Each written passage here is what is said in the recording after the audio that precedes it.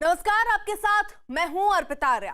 चीन की महत्वाकांक्षा है दुनिया पर दादागिरी करना और इसी को पूरा करने के लिए चीन पाकिस्तान के साथ मिलकर पर्दे के पीछे से आतंकवाद को तो बढ़ावा दे ही रहा है, साथ ही अपने लक्ष्य में सबसे बड़ी रुकावट अमेरिका को तहस नहस करने में जुटा है।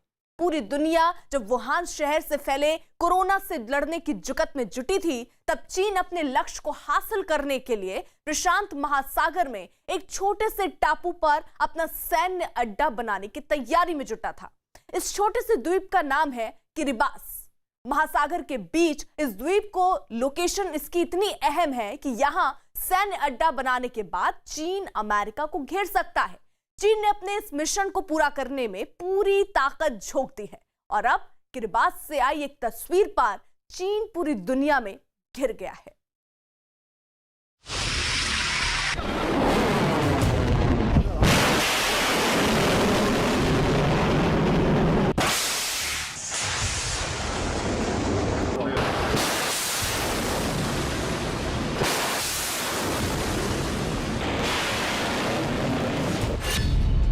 अमेरिका की तबाही के प्लान में जुटा चीन।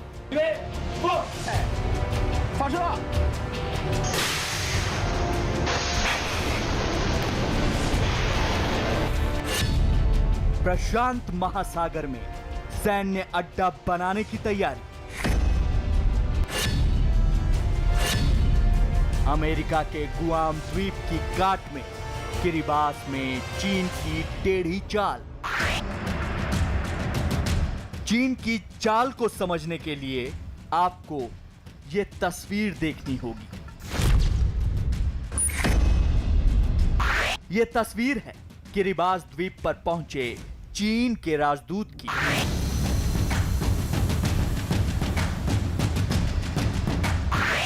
प्रशांत महासागर के इस टापू पर चीन के राजदूत का विमान जैसे ही उतरा, उनके लिए इंसानों को रेड कारपेट की तरह जमीन पर बिछा दिया गया और इन इंसानों की पीठ पर चल रहे हैं चीन के राजदूत तांग सोनगेन।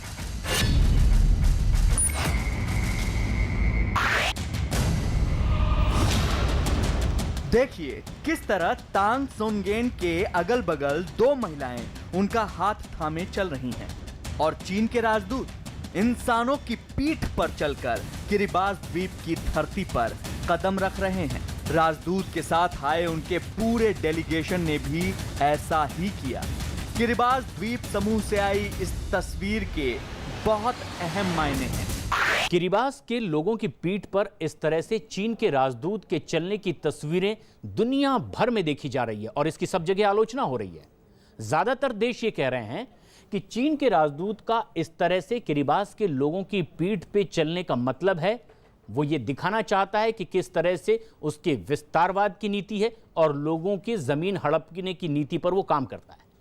लेकिन इसका एक बड़ा मतलब ये भी निकाला जा रहा है कि ये किरिबास के लोगों की पीठ पर पैर नहीं बल्कि अमेरिका के सिर पर पैर रखना चाहता है और इसीलिए इस कोरोना काल में भी बेहद गुपचुप तरीके से चीन ने किरिबास में अपना दूतावास भी खोल लिया है।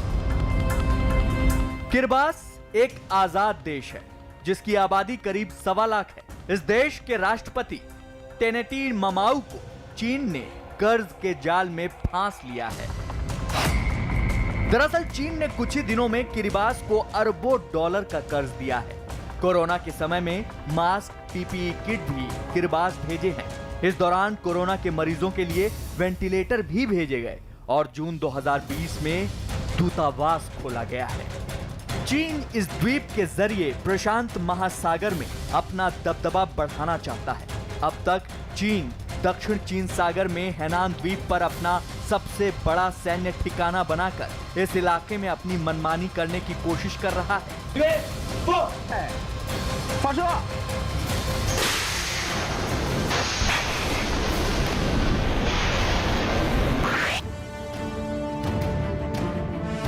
लेकिन दक्षिण चीन सागर में अमेरिका का नेवल बेस गुआम द्वीप पर है, जहां उसके जंगी जहाज और पनडुब्बियां तैनात हैं।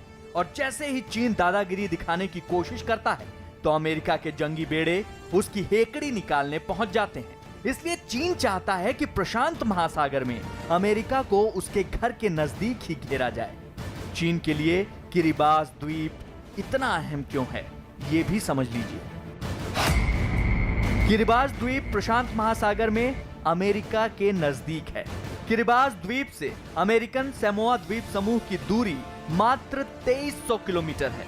अमेरिकन सैमोआ द्वीप के टुटुइला पर अमेरिका का बड़ा नेवी बेस है और इस द्वीप से वॉशिंगटन डीसी की दूरी सिर्फ 6000 किलोमीटर है। मतलब ये कि चीन अगर इस द्वीप पर अपनी पनडुब्बी, जंगी जहाज और बम वर्षक विमान तैनात कर देता है तो अमेरिका के लिए खतरा बढ़ जाएगा और प्रशांत महासागर में भी चीन दक्षिण चीन सागर जैसी मनमानी करके कई द्वीपों पर कब्जा करने की चाल चलेगा। कोरोना वायरस और साउथ चाइना सी को लेकर अमेरिका और चीन के बीच तनातनी बढ़ती जा रही है। अमेरिका इस बात का पहले ही ऐलान कर चुका है कि चीन को जवाब देने के लिए अब एशिया में अपने सैन्य ठिकानों को वो बढ़ाएगा, अपनी सेनाओं को बढ़ाएगा। और अगर ऐसे में दोनों देशों के बीच तनाव बढ़ता है तो अमेरिका प्रशांत महासागर में अपने सैन्य ठिकानों से चीन को जवाब दे सकता है और इसलिए चीन अमेरिका को ब्लॉक करने के लिए प्रशांत महासागर के किरिबास में सैन्य ठिकाना बनाने में जुटा है। चीन की विस्तारवाद की नीति 1940 के दशक से ही चली आ रही है। अपने पड़ोस के इलाकों पर कब्जा करने के साथ साथ उसकी नजर समुद्री व्यापार के रास्तों और सैन्य ठिकानों पर भी है। 2006 में जब वेन जियाबाओ चीन के राष्ट्रपति थे, तब से चीन किरिबास में अपना अड्डा जमाने की तैयारी कर रहा था और 14 साल बाद उसने किरिबास में कदम रख ही दिया। किरिबास में कदम रखने के पीछे चीन का एक बहुत बड़ा डर है, अमेरिकी सेना का नेवल बेस गुआम द्वीप। क्योंकि गुआम द्वीप पर तैनात नेवी के जंगी बेड़े और मिसाइलों का मुंह ट्रंप ने चीन की तरफ मोड़ दिया है। गुआम प्रशांत महासागर के पश्चिमी हिस्से का एक छोटा सा टापू और इसी गुआम द्वीप पर ही अमेरिका की सैन्य शक्ति का बहुत बड़ा ठिकाना है, जिसने चीन की चिंता इतनी बढ़ा दी कि वो किरिबास द्वीप पर अपना सैन्य अड्डा बनाने की तैयारी कर रहा है। और अगर अमेरिका से चीन की जंग छिड़ती है तो चीन गुआम को नुकसान पहुंचाने की हर मुमकिन कोशिश करेगा। लिहाजा अमेरिका भी गुआम की हिफाजत के अपने इस सैन्य ठिकाने पर हथियारों और सैनिकों की तादाद बढ़ाती है।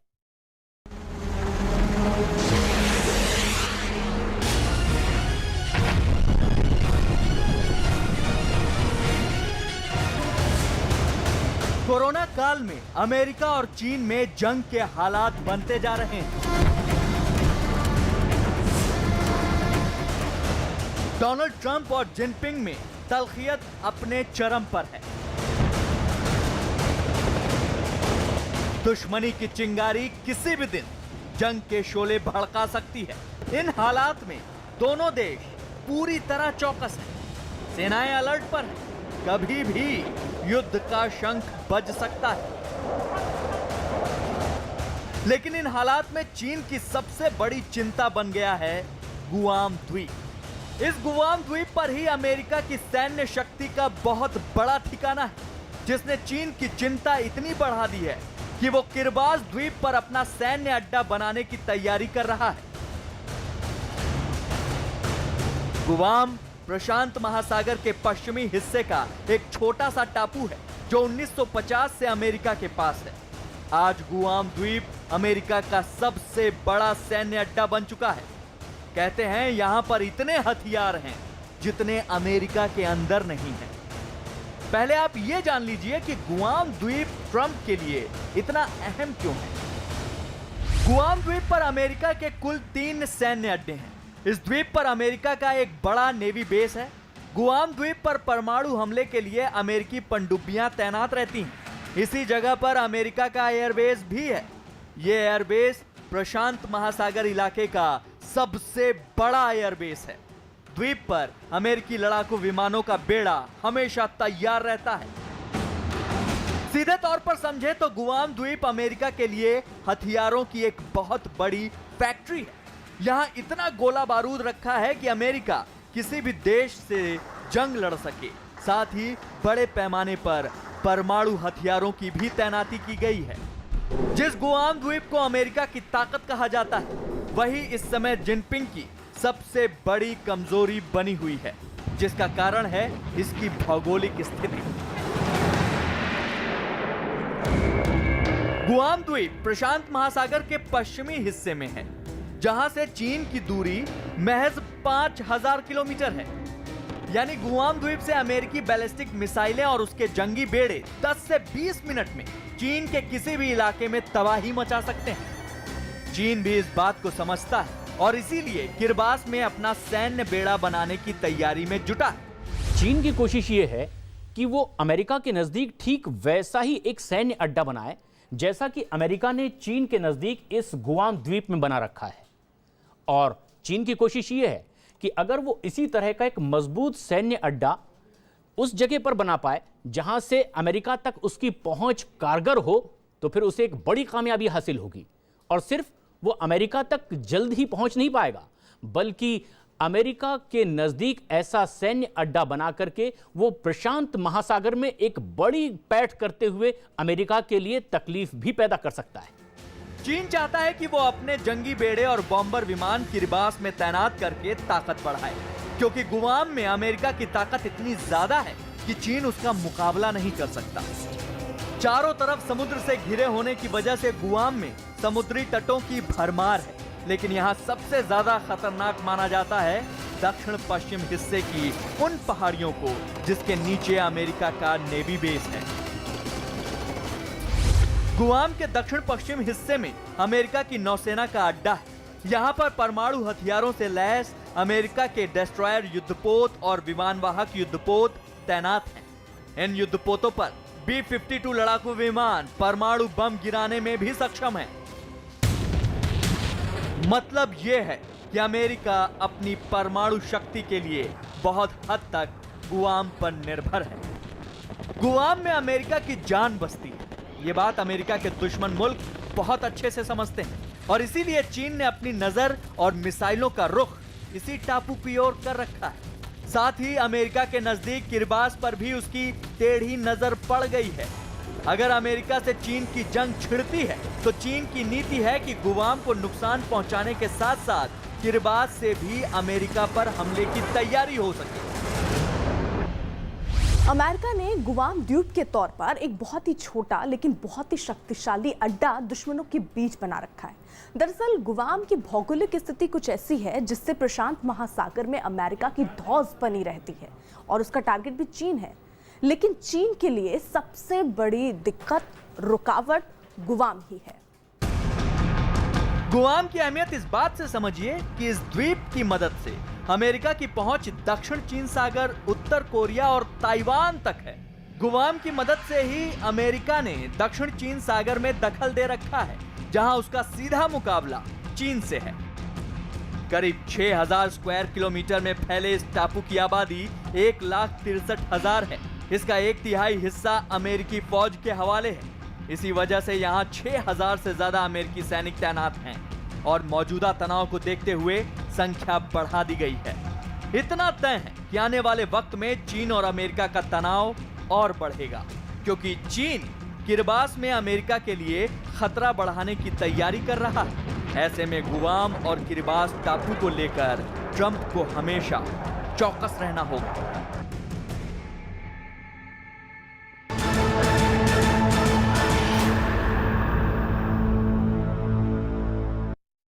पाकिस्तान में अल्पसंख्यकों पर अत्याचार की कहानी किसी से छिपी नहीं है। इमरान के नए पाकिस्तान में अल्पसंख्यक होना एक अक्षम्य अपराध है।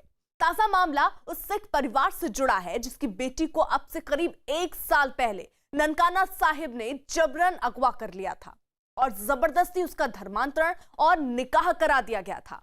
अब वही परिवार पाकिस्तान में रहकर इतना तंग आ चुका है कि पाकिस्तान में रहना नहीं चाहता। उस परिवार की एक चिट्ठी इमरान के अधर्म युद्ध की तस्दीक कर रही है।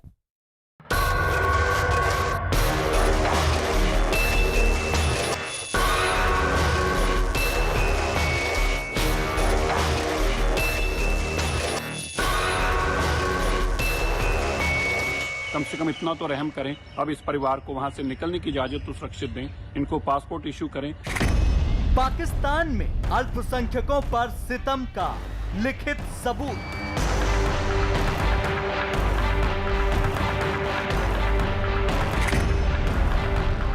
अल्पसंख्यकों के लिए नर्क है पाकिस्तान।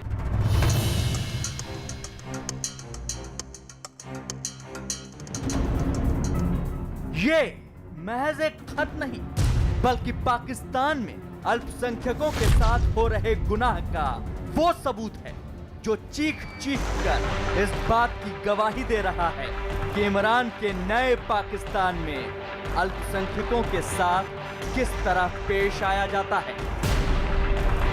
दरअसल ये चिट्ठी उस सिख परिवार ने पाकिस्तान सरकार को लिखी है जिसकी बेटी का अब से करीब 1 साल पहले अपहरण कर लिया गया था और जबरन उसका धर्म परिवर्तन करा दिया गया था। इस खत में पाकिस्तान की सरकार से इस बात की मांग की गई है कि जल्द से जल्द उनका पासपोर्ट इशू किया जाए ताकि वो पाकिस्तान के नर्क को छोड़कर जा सके।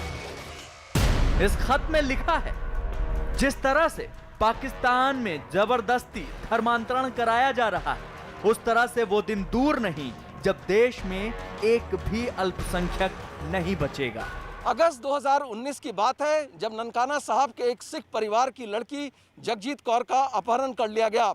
इस दौरान जगजीत कौर की शादी जबरदस्ती एक मुस्लिम युवक से करा दी गई और उसका नाम बदलकर आयशा रख दिया गया। अब इसी आयशा के परिवार ने ननकाना साहब के डीसीओ को एक चिट्ठी के जरिए पाकिस्तान के गुनाहों को दुनिया के सामने ला दिया है। जिस वक्त ये मामला सामने आया था उस वक्त इसे लेकर ऐसा बवाल मचा था कि मामला पाकिस्तान के गले की फांस बन गया था। लेकिन इस घटना के कई दिन बीत जाने के बाद पाकिस्तान सरकार का जो रवैया अल्पसंख्यकों के साथ बना हुआ है उसने सिख परिवार को झकझोर कर रख दिया है। यही वजह है कि परिवार अब पाकिस्तान में हरगिज नहीं रहना चाहता। दिल्ली सिख गुरुद्वारा मैनेजमेंट कमेटी के प्रवक्ता और शिरोमणि अकाली दल के नेता मनजिंदर सिंह सिरसा ने कहा कि वो इस परिवार को भारत में पूरी सुरक्षा देने को तैयार है। ये चिट्ठी वहाँ के ननकाना साहिब के हेड ग्रंथी ने जिनकी बेटी जगजीत कौर को अगवा कर लिया गया था, जिनका जबरन निकाह किया गया, धर्म बदला गया और 1 साल बाद भी वो बेटी वापस उनको नहीं मिली बल्कि कोर्ट ने उस परिवार को दी जिसने उसको अगवा किया था, जिसने उसका धर्म बदला था। ऐसी तशद्दुद हो रही है पाकिस्तान में। ये परिवार ने चिट्ठी लिखकर वहाँ की सरकार से मांग की है 10 लोगों ने कि हमें पासपोर्ट इशू किया जाए, हम मुल्क छोड़ना चाहते हैं। जब हमारी इज्जत महफूज नहीं, हमारी जिंदगी महफूज नहीं, इस मुल्क में हम नहीं रहना चाहते। मैं इस परिवार को आश्वासन देता हूँ वो पासपोर्ट बनाए, हिंदुस्तान की सरकार उनको वीजा भी देगी और हम दिल्ली से गुरुद्वारा मैनेजमेंट कमेटी उनको हिंदुस्तान के अंदर सुरक्षित रखेंगे भी। दरअसल जगजीत कौर के आयशा बनने की कहानी में इमरान के गुनाहों की वो दास्तान छिपी है जो रह रहकर इमरान और उनके गुर्गों के चेहरों को बेनकाब करती है। जरा गौर कीजिएगा, अब से 1 साल पहले की उन तस्वीरों पर जब डरी सहमी जगजीत कौर का जबरन धर्म परिवर्तन कराया जा रहा था। ये वही तस्वीरें थीं जब ना तो जगजीत कुछ कह सकती थी और ना ही कुछ कर सकती थी।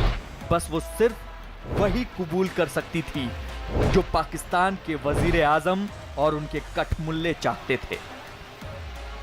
क्या नाम है आपका? जगजीत कौर। आपका नाम क्या रखा है इस्लामी नाम? आयशा। आपने अपनी मर्जी से इस्लाम कबूल किया ना? जी। कोई जबरदस्ती तो नहीं? नहीं। अच्छा, निकाह भी आप अपनी मर्जी से कर रहे हो ना? कोई जबरदस्ती तो नहीं? बेटा एज कितनी आपकी? 19 साल। इतना ही नहीं, जब जगजीत कौर का जबरदस्ती अपहरण किया गया था तब उसके परिवार की सुनने वाला भी कोई नहीं था। जगजीत के परिवार का ये 1 साल पुराना वीडियो है जब इंसाफ की आस में ये परिवार इमरान सरकार और प्रशासनिक अमले के आगे गिड़गिड़ाने को मजबूर हुआ था, लेकिन तब भी इनकी सुनने वाला कोई नहीं था।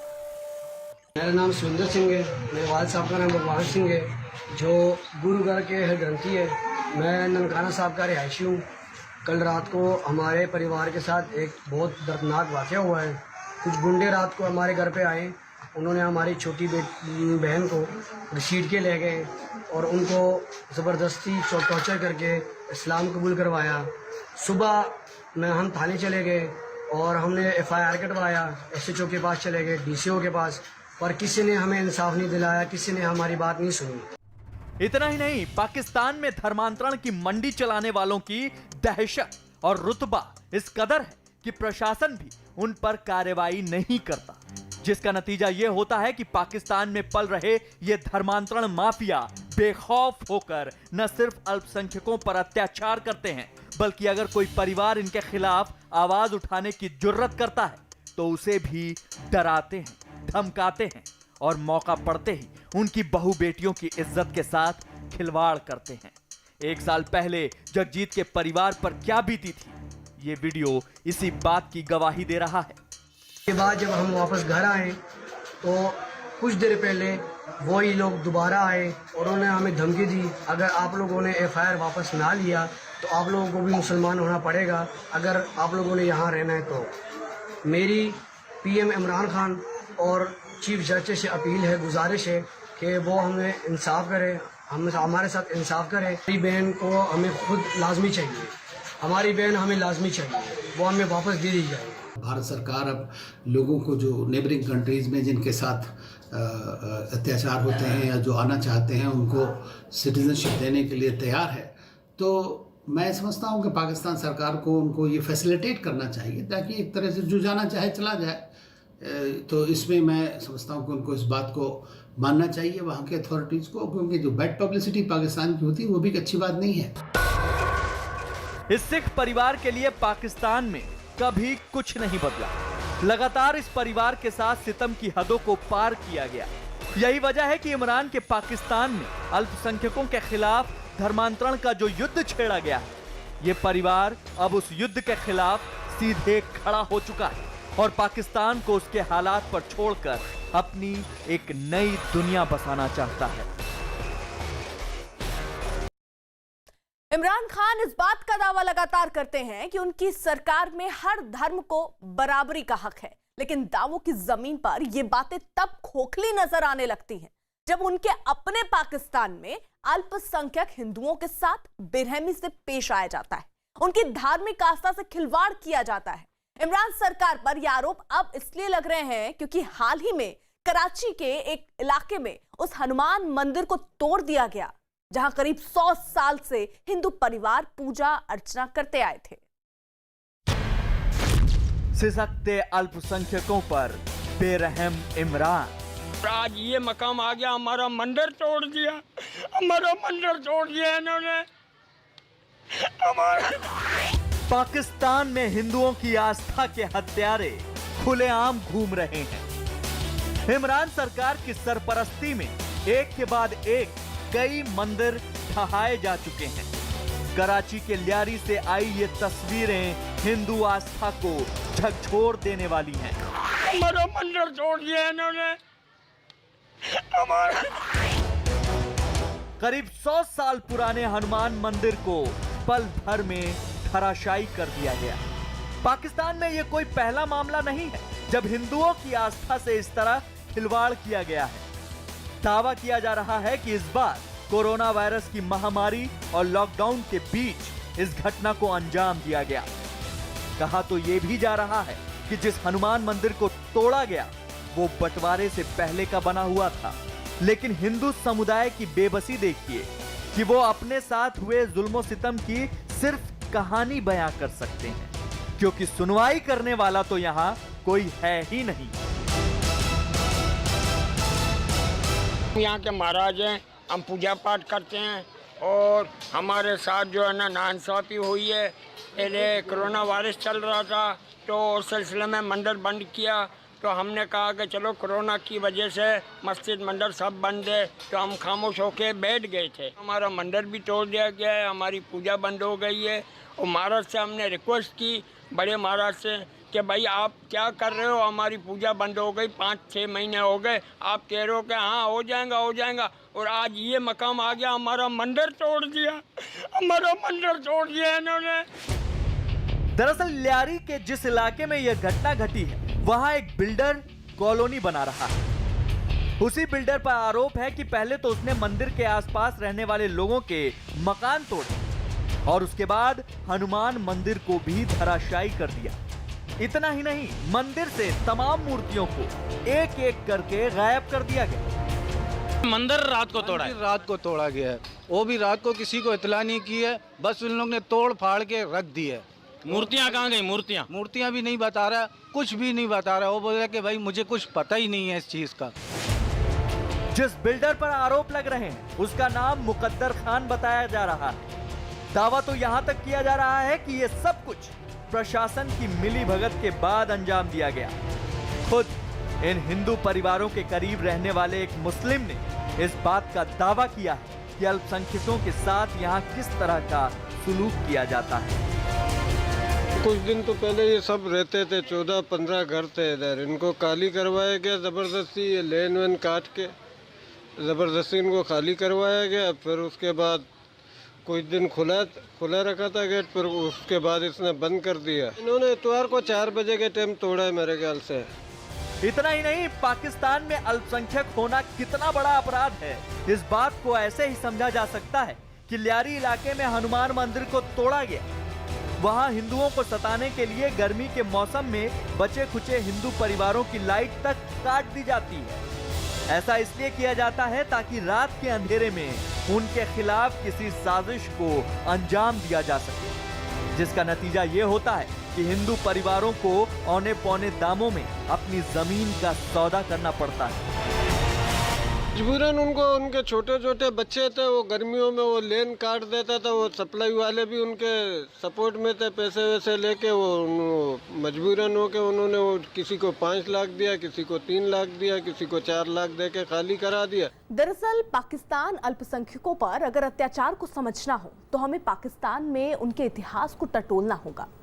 इमरान खान जब सत्ता में नहीं थे, उसके कई साल पहले से ही हिंदुओं के मंदिर ढाए जाते हैं, जबरन धर्मांतरण कराया जाता है। अगर कोई अल्पसंख्यक इस्लाम कबूल करने से इनकार करता है तो उस पर बेहिसाब जुल्म ढाए जाते हैं। इस बात को ऐसे ही समझ लीजिए कि 1947 में बांग्लादेश को जोड़कर अल्पसंख्यकों की जो आबादी 23% थी, वो मौजूदा वक्त में 4% से भी कम बची है। पाकिस्तान में अल्पसंख्यकों के साथ बर्बरता का ही नतीजा है कि आज पाकिस्तान में इस आबादी को उंगलियों पर गिना जा सकता है। मौजूदा वक्त में पाकिस्तान में अल्पसंख्यकों की आबादी 3.73% है। इन अल्पसंख्यकों में अगर हिंदू आबादी का जिक्र करें तो ये महज 1.60% ही बचे हैं, जबकि हिंदुओं की सबसे ज्यादा 6.51% आबादी सिंध प्रांत में रहती है। आज से नहीं, इस पिछले 75 साल से यही होता चला आ रहा है। जब से पार्टीशन हुआ भारत का, जितने पहले बहुत हिंदूज वहाँ पे थे, सिख्स थे वहाँ पे, वो सब लौट के इंडिया में आ गए। उसके बाद धीरे धीरे लोग बाहर चले गए, कुछ इंडिया आ गए। अभी जो उनकी खुद की पाकिस्तान ह्यूमन राइट्स कमीशन की रिपोर्ट से पता लगता है कि हर साल लगभग 1000 माइनॉरिटीज हिंदू सिख गर्ल्स को फोर्स कन्वर्जन करके उनकी मैरिज करवाई जाती है। पाकिस्तान मानवाधिकार आयोग से आए आंकड़े ये भी बताते हैं कि किस तरह पाकिस्तान में सालाना अल्पसंख्यक लड़कियों का जबरन धर्म परिवर्तन कराया जाता है। इन आंकड़ों पर गौर करें तो पता चलता है कि पाकिस्तान में जो अधर्म युद्ध चल रहा है, उसकी वजह से यहाँ हर साल 1000 अल्पसंख्यक लड़कियों का जबरन धर्म परिवर्तन कराया जाता है। मानवाधिकार आयोग से मिले आंकड़े इस बात की भी तस्दीक करते हैं कि हर साल 700 ईसाई और 300 हिंदू लड़कियों का जबरन धर्म परिवर्तन कराया जाता है। जाहिर है, इमरान के शासन में अधर्म युद्ध की जो तस्वीरें सामने आ रही हैं, वो असल में पाकिस्तान की नीति का हिस्सा है, जिसमें अल्पसंख्यक होना सबसे बड़ा अपराध माना गया है।